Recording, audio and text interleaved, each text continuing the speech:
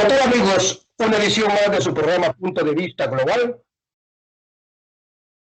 que se transmite desde Nueva York. Nuestro objetivo principal es llegar a cada uno de vuestra fiel audiencia con veracidad, imparcialidad y profesionalismo como nos caracteriza.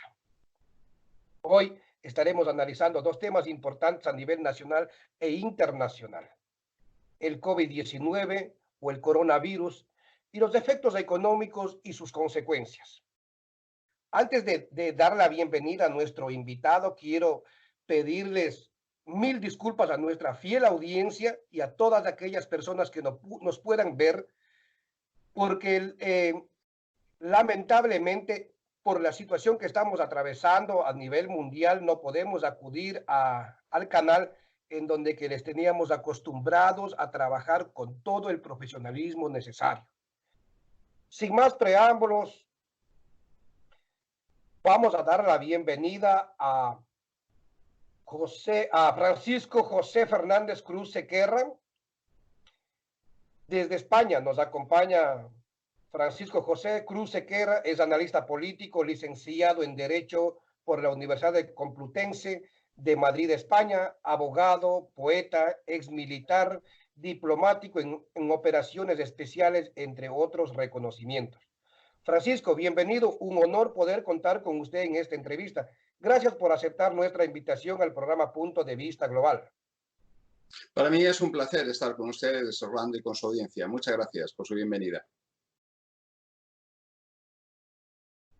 Voy a hacer una pequeña introducción de lo que se ha venido dando en el mundo. Como decía, ya es de dominio popular, de dominio mundial todo lo que tenemos. Este brote se origina en Wuhan, China, y se da a conocer a las autoridades de la Organización Mundial de la Salud en los días entre 15 y 30 de diciembre.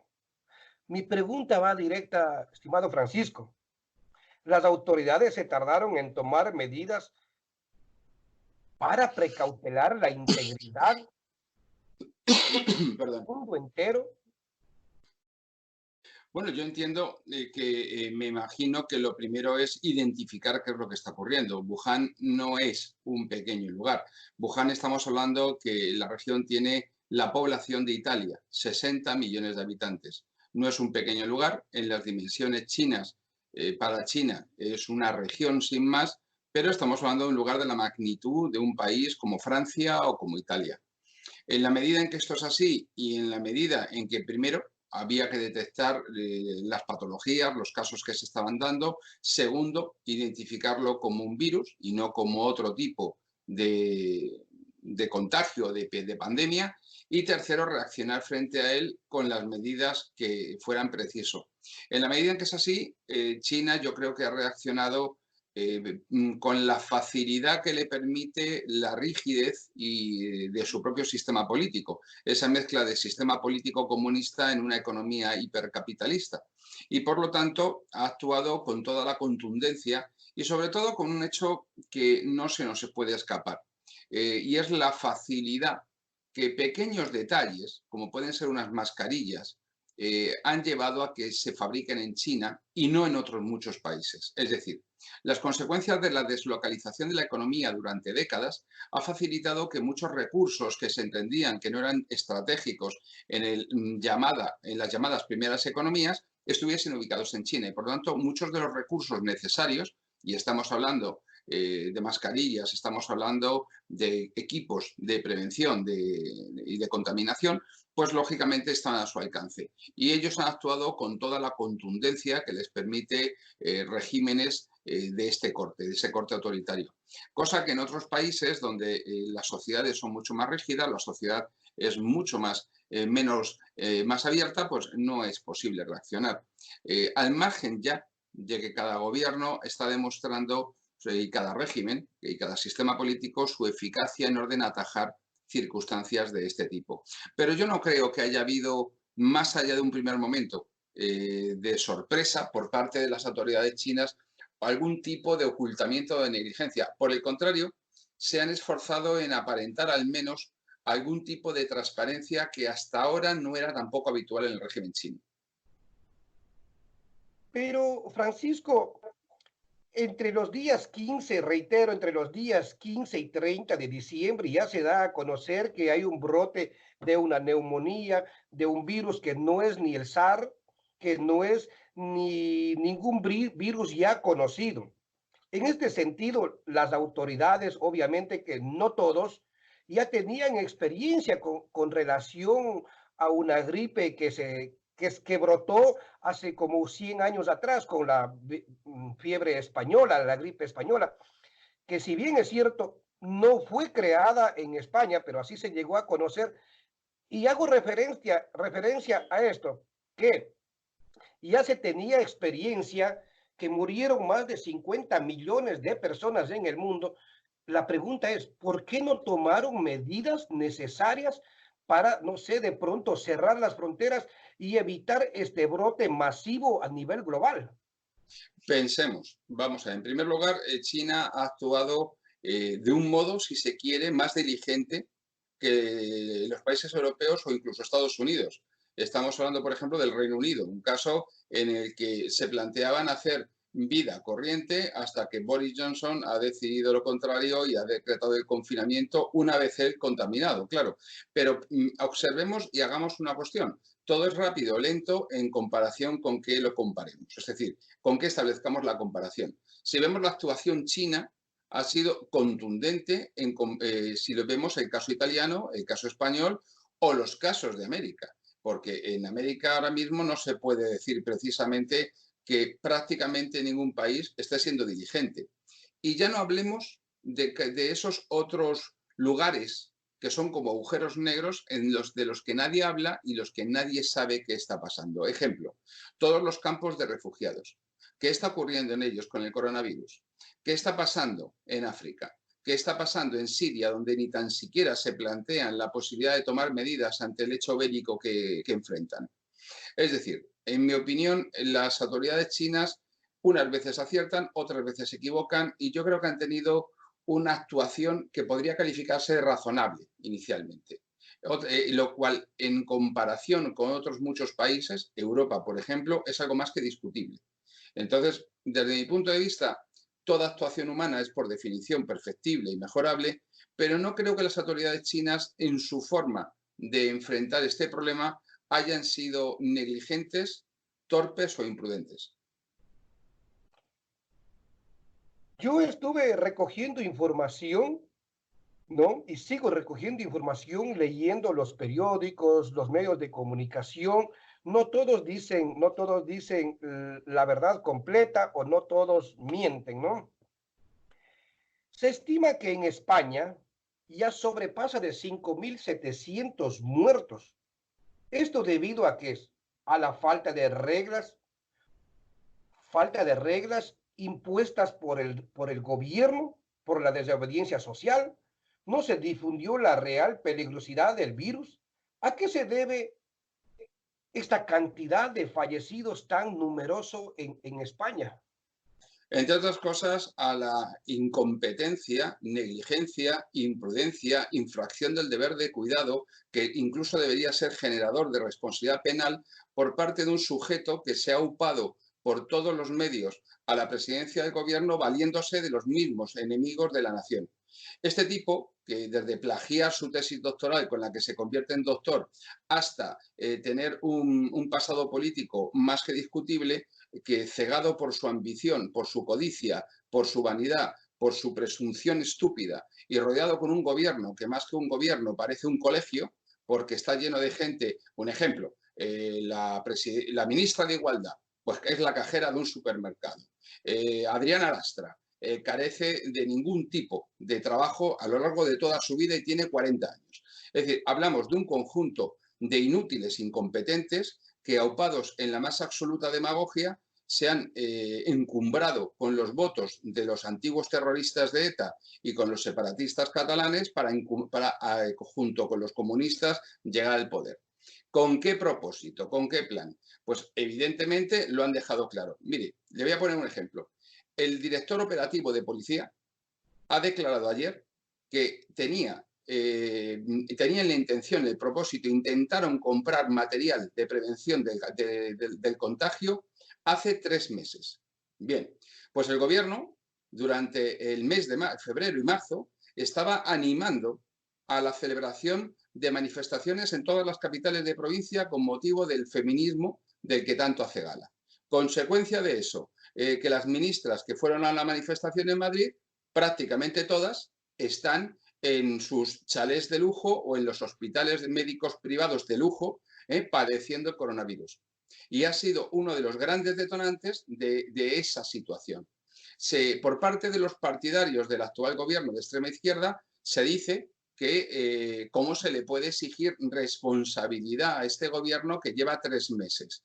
Parecen olvidar que lleva 2 años de presidente interino y que además medidas de recorte del gasto ya se iniciaron en tiempos del presidente Zapatero. Es decir, el Partido Socialista ha gobernado la mayor parte del tiempo durante los últimos 40 años. ¿Cuál es el resultado? La desigualdad, la ruptura de los derechos sociales, el sometimiento de los trabajadores a los intereses de los capitalistas y una situación deplorable. Una educación que supone la segunda en inversión en Europa, pero también pone la segunda por la cola. Entonces, estamos en manos del peor gobierno de la historia de España en el peor momento posible. Nos enfrentamos, en concreto, no ya desde España, Europa se enfrenta en este momento a la mayor crisis económica y a la mayor recesión desde la Segunda Guerra Mundial.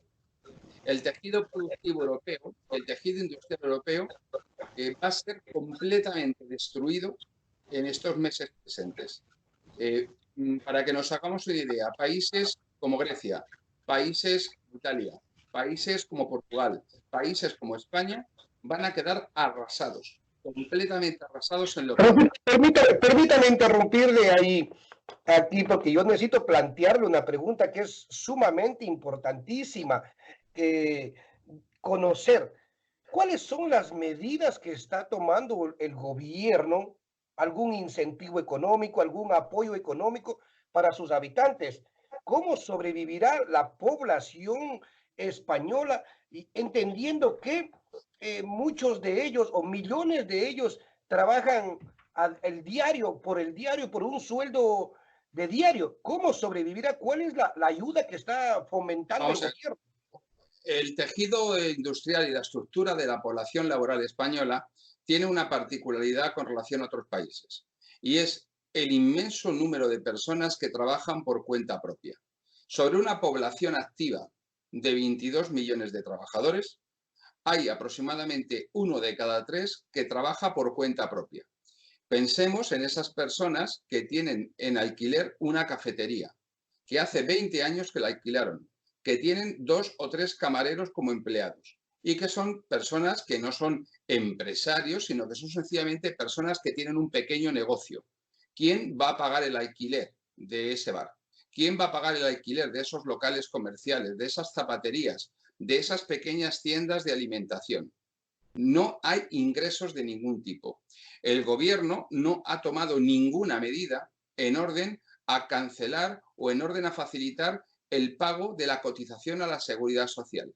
Hablamos de que en España se paga, somos uno de los países donde los autónomos más pagan a la seguridad social y menos reciben de toda Europa.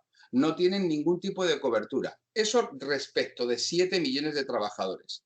En cuanto a esa inmensa masa de trabajadores, 10 millones de trabajadores, que representan, que no llegan a los 1.000 euros mensuales, es decir, que estamos hablando de 900 euros mensuales, unos $1.000 mensuales, cuando solamente alquilar una simple habitación en Madrid, para que ustedes se hagan una idea, ronda los $600. Entonces, estamos hablando de... ¿Cómo sobrevive esa gente? ¿Cómo sobrevive esa gente? Bien, pues eso es lo que le voy a decir. Ahora mismo el desempleo en España estructural es de un 14% de la masa laboral.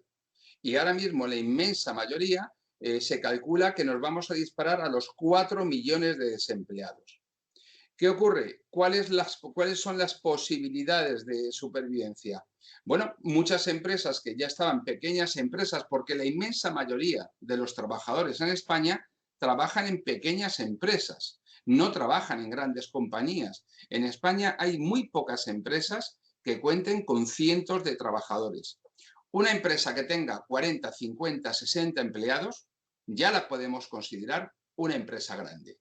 Bien, pues esas empresas solamente tienen una posibilidad de sobrevivir, que es endeudarse, porque sus costes fijos no van a cambiar. ¿Y cuál es la única posibilidad que van a tener de salir adelante? Destruir empleo, mandar trabajadores al desempleo, al paro. ¿Qué significa esto? Por ejemplo, las ayudas que ha aprobado el gobierno para los autónomos, que usted me preguntaba, dice que aquellos trabajadores autónomos que hayan perdido el 75% de los ingresos en el mes precedente podrán pedir una ayuda, pero la tienen que pedir antes del 30 de abril. ¿Qué significa eso? Que si la tienen que pedir antes del 30 de abril y tienen que computar el mes de marzo y el mes de marzo trabajaron la mitad, no van a poder pedir nada. Y en mayo ya no pueden pedirlo porque en abril se lo han tenido. Es decir, tiene truco, tiene trampa. Se dice, el gobierno ha prohibido el despido. Mentira. El despido por causas objetivas o económicas. Falso. El despido lo único que ha hecho ha sido encarecerlo. Y en lugar de tener un 20 días de indemnización los trabajadores por año trabajado, tendrán 33. Pero eso también tiene trampa, porque si la empresa es insolvente, despedirá a los trabajadores, no les pagará y los trabajadores cobrarán el 55% de su indemnización dentro de 2 años y medio por parte del Estado. El Estado en España está quebrado. España está quebrada. España es una economía que sobrevive gracias al turismo, que supone el 16% del Producto Interior Bruto, que este año se va a hundir. ¿Quién va a venir a un país a pasar unas vacaciones con riesgo de contagiarse y además pasando una cuarentena de 14 días? Nadie. Por lo tanto, se producirá el fenómeno inverso de hace 10 años o hace 15, en el que los alemanes que viajaban a Túnez vinieron a España. Pues ahora se volverán a Túnez, por ejemplo. Y entonces la situación española es dantesca. Y la pregunta es, ¿cómo vamos a sobrevivir en España el segundo semestre de 2020 con una economía que se anuncia una caída por parte de Deutsche Bank del 24%, cuando la gran recesión de 2008 supuso una caída económica del 4%? Es decir, en este momento España está regresando a una pobreza equivalente a la de 1940, a la época de las cartillas de racionamiento y del hambre. Pero no solamente España. Este fenómeno es el fenómeno de toda Europa.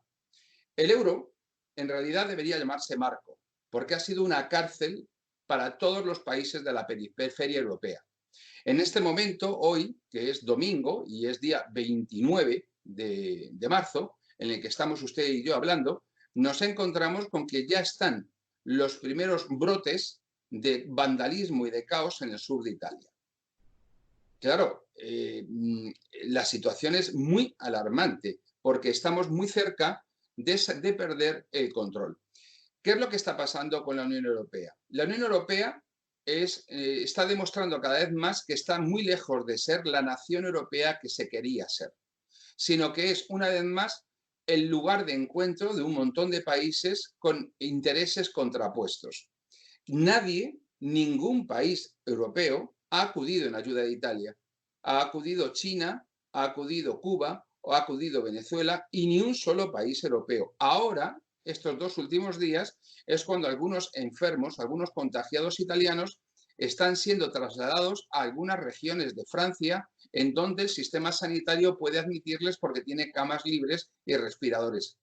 Pero la negligencia, por un lado, el caso español, llega el embustero que tenemos en el gobierno y nos dice que ha comprado 9.000 test en China a una empresa sin licencia y al día siguiente se descubre que no han sido 9.000 test rápidos de detección de coronavirus, han sido 650.000 test que no valen para la detección del coronavirus. Tenemos a los agentes de policía trabajando sin ningún tipo de protección. Tenemos personal sanitario trabajando sin ningún tipo de protección con los enfermos. En España, en este momento, por ejemplo, los abogados que atienden a los detenidos no tienen protección. Entonces, Francisco, estas personas que trabajan desprotegidas en su totalidad, como acaba de mencionar usted, son los portadores de este virus. Es decir, va a ser muy difícil erradicar estos virus, porque si es que son los que controlan la seguridad social, la seguridad pública, y no tienen protección alguna, llámese policías, médicos, enfermeras. ¿Cómo piensa hacer mitigar este contagio masivo? El gobierno, ¿Cuáles una vez serían las más, medidas, ¿cuáles serían las medidas a tomar?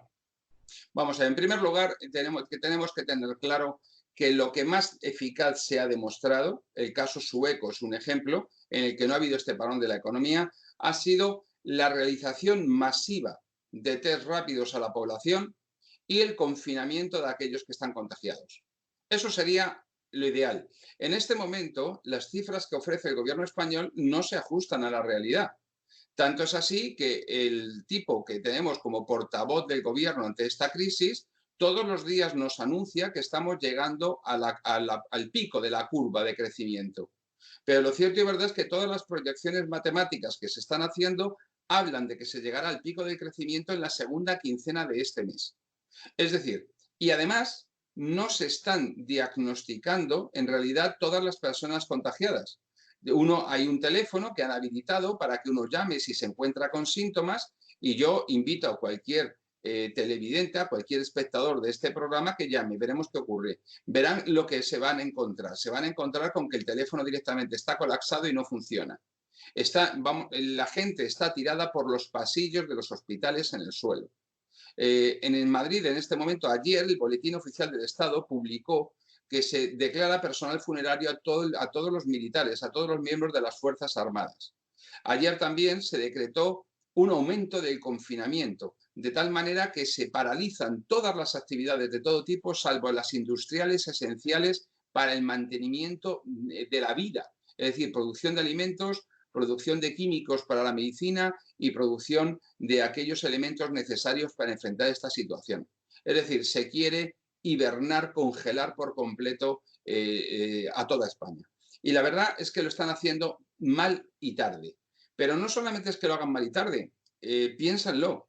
Ahora mismo se ha habilitado el Palacio de Hielo de Madrid, un recinto de eventos deportivos sobre hielo, como morgue. Y ya se ha saturado, de tal manera que también están habilitando lo que iba a ser un edificio que no estaba prácticamente terminado, que era el nuevo edificio del Instituto Anatómico Forense, con capacidad para 200 cuerpos, también como morgue, porque no existe la capacidad para incinerar todos los cuerpos de todos los fallecidos. Hablamos que en las últimas 24 horas han muerto casi 1000 personas. Y luego, además, se está demostrando que el sistema autonómico español no solamente es uno de los sistemas más caros del mundo, sino también más ineficiente, puesto que las resistencias que ofrecen los gobiernos nacionalistas en Cataluña y en Vascongadas lógicamente, son los apoyos del gobierno y le tienen prisionero de alguna manera y hay una resistencia feroz y un planteamiento diferenciado y una resistencia feroz al cumplimiento de las directrices que se dan desde Madrid. Entonces, este sistema, una vez más, está demostrando que no funciona, que no sirve, que es el resultado de un error que se cometió en la transición. Francisco, ahí yo quisiera para ir avanzando con las preguntas que he planteado, eh, ¿cómo afectará psicológicamente a las personas que han perdido sus familiares, que han perdido sus plazas de trabajo? ¿Cómo afectará la economía, la microempresa y la macroempresa? ¿Cómo Ya les, afectará? ¿Cómo se recuperará la gente y España en particular? Aquí se habla de tres cosas. Por un lado, vamos a hablar primero de la gente. La gente está viendo morir, se dice, bueno, solo mueren los ancianos con patologías previas. Bueno, pues fíjese usted qué curioso. Antes de ayer falleció el jefe de la Unidad de Operaciones Especiales de la Guardia Civil con 48 años y sin ningún tipo de patología. Es decir, está muriendo gente que no tiene ningún tipo de patología y está muriendo gente de edad muy diversa. Cierto es que la gente que más peligro tiene y la gente más vulnerable son los ancianos porque su capacidad es inferior y, lógicamente, aquellas personas que ya tenían una enfermedad, un cuadro de enfermedad previo. Pero lo cierto y verdad es que esto es peligroso para todos y con consecuencias dantescas para todos. Se hablaba de tres posibilidades en cuanto a lo económico. Que una vez que se haya concluido esta situación, España se recuperase en forma de V, es decir, primero cae y luego sube de una forma rauda, en un espacio de tiempo de un trimestre. Otros hablaban de una recuperación, de una caída en forma de U y una recuperación con una zona valle más o menos larga. Y luego se habla de una caída en L, es decir, caída y no recuperación. Esa situación no es una situación solamente española. En España tiene sus propias características y muy acusadas. Pero pensemos por un momento. Tanto el Banco Central Europeo como la Reserva Federal Americana ya estaban en tipos prácticamente negativos. Ya no tienen más margen para la política, para hacer una política que pueda alentar una demanda que no existe. La gente encerrada en casa ni viaja, ni consume. ¿Quién va a comprarse unos zapatos ahora mismo? Nadie. Por lo tanto, las ofertas aplicadas desde la demanda en este momento, perdón, las políticas aplicadas a la demanda en este momento en lo económico no tienen sentido. Las políticas en cuanto a la oferta tendrían un mayor sentido. Es decir, si ahora se destruye el tejido productivo, si ahora se destruyen las empresas, ¿quién va a ofrecer empleo dentro de 6 meses? ¿Quién va a ofrecer empleo dentro de un año? Y eso es lo que está ocurriendo. Muchísimas empresas van a desaparecer. Y con ello el tejido productivo y los puestos de trabajo que llevaban. ¿Y cuál es la situación? No en España, que en España es especialmente dura al ser un país completamente quebrado. Bueno, para que usted se haga una idea, Orlando, en España para calcular el Producto Interior Bruto se incluye el tráfico de drogas y la prostitución como una manera de aumentar el volumen económico y que la deuda pública aparezca con un porcentaje inferior. Se habla de un 110, de un 105, de un 104, de un 100% de deuda pública sobre el PIB. La realidad, según algunos economistas como Santiago Niño Becerra y algunos economistas que han sido capaces en cada momento de anticipar la situación económica, incluyendo la recesión de 2008, es que estamos hablando de un 170 o un 160% del PIB.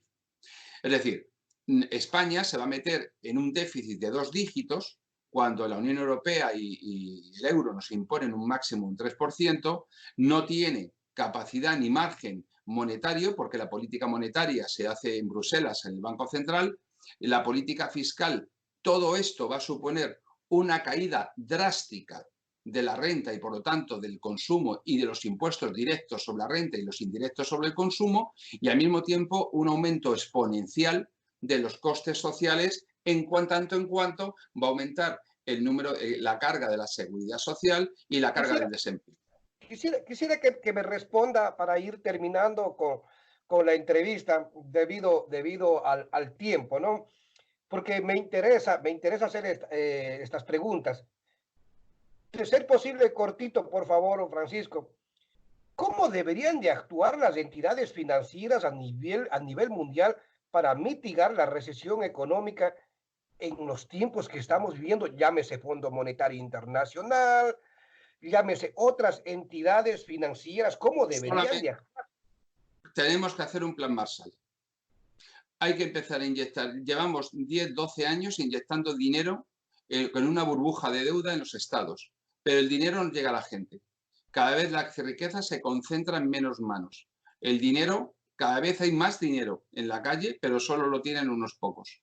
Por lo tanto, hay que ir a un plan Marshall y a un nuevo impulso a la gente de a pie. La gente de a pie, el trabajador, las personas que viven de su renta y no del capital, necesitan en este momento que se les inyecte dinero. Y eso solamente se puede hacer no de forma gratuita, como pretenden hacer ahora a través de una renta básica universal, que es algo que está en boca de todos, porque en realidad, Orlando, la cuestión del coronavirus ha actuado no como un hecho novedoso que impone una situación nueva, ha actuado sencillamente como un catalizador y como un acelerador de todos los problemas que ya teníamos. Esta situación se hubiese decantado en los próximos 2 o 3 años y ahora se va a decantar en los próximos 3 meses. Y eso es sencillamente una barbaridad, porque además se da en el contexto de una nueva revolución tecnológica que supondría la destrucción de la tercera parte de los empleos. Por lo tanto, lo de la renta básica va a ser una necesidad para contener el orden social. Pero desde luego la única forma es ir a un nuevo reparto de la riqueza en el que no se produzca la concentración progresiva y exponencial que se está produciendo.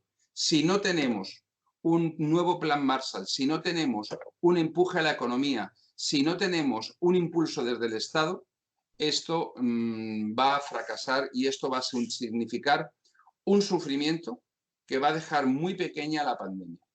Lo que nos espera después de la pandemia es un dolor y un sufrimiento mucho más grande que la pandemia. Sin darle las gracias a todos aquellos que arriesgan su vida para salvar la nuestra. La salud de toda la humanidad. Gracias de corazón, de parte de todos los que hacemos Noticias Telemundo. Volverá Nos vemos a las 11:30 con más noticias. El ser humano tomará más conciencia, será más responsable. ¿Qué pasará? En estos días, tanto en su ciudad, Orlando, Nueva York, como aquí en España, está teniendo muchísimo éxito una película que fue un premio del Festival Internacional de Cine de Misterio en Sitges. La película está en una plataforma conocidísima en streaming y se titula El Hoyo. Y es un mundo distópico en el que vemos cómo, a pesar de que hay suficiente para todos, la estructura en clases de la sociedad y la codicia, la avaricia, el ansia de acumular de los de arriba no dejan nada a los de abajo y los convierten prácticamente en animales. Yo les sugiero que la vean porque es un mundo distópico, pero mucho me temo que el ser humano responderá a su naturaleza, que no es la de un ángel. Se parece mucho más en ocasiones a la de un demonio. Y frente a este mundo, siempre aconsejo los mismos 3 libros para comprender el mundo que se nos aproxima. Fahrenheit 451, 1984 de Orwell y probablemente también Rebelión en la Granja. Rebelión en la Granja, Un mundo feliz de Aldous Huxley. Son los 3 libros de las 3 novelas que de una o de otra manera nos ponen ante el mundo que se nos aproxima. Un mundo distópico, un mundo en el que la inmensa mayoría de las personas no tendrán nada, un mundo en el que yo invito ahora mismo a los espectadores de este programa que piensen en un mapa mundi.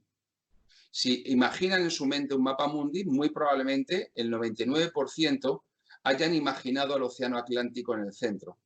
Y eso ya no se corresponde con la realidad. En el centro, lo que está es el Océano Pacífico, el 50% de la economía del mundo. Y España, lejos de ser Occidente, debería ser extremo Occidente.